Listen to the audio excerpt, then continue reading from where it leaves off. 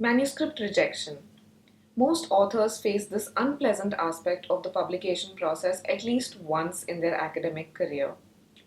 But this fact doesn't make the process any easier to deal with, does it? My name is Yukti, and today I will talk to you about some ways that you can cope with manuscript rejection. Many authors come to us completely frustrated when their manuscript has been rejected by one or more journals. They just want to give up the publication process completely. But please don't lose heart. There are some ways you can deal with this process well and turn it into a positive for your current paper and for your career in the long run. The first thing you need to look at is if your manuscript received any peer review comments from the journal. I often tell authors that peer review comments are worth their weight in gold. Please read through and analyze these comments well because they provide a useful external perspective on your research and how it fits into the field of study. Try to incorporate as many comments as possible into the manuscript and even go back and do some additional experiments if you have been so advised. I know that reviewer comments can be very critical sometimes, and you may even disagree with one or more comments.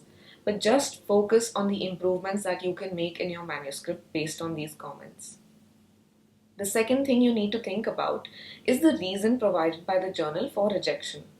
Sometimes the journal will tell you that the manuscript is out of scope.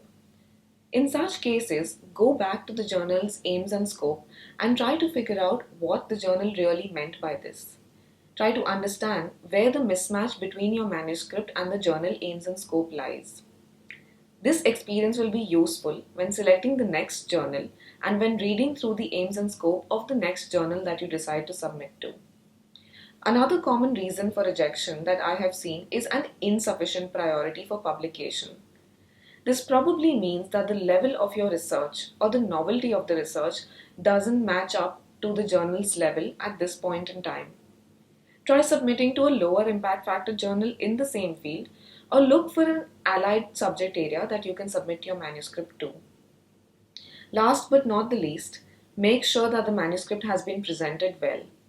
This means that all your ideas in the manuscript should flow in a coherent order and in a logical fashion. There should be no grammar or language errors in the paper, and the paper should be formatted correctly according to the guidelines of the journal. A useful way to ensure this is to ask an experienced colleague or a native speaker of English to read through your manuscript.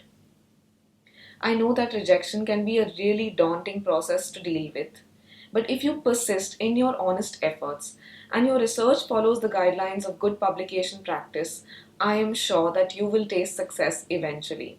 So don't lose heart and keep trying.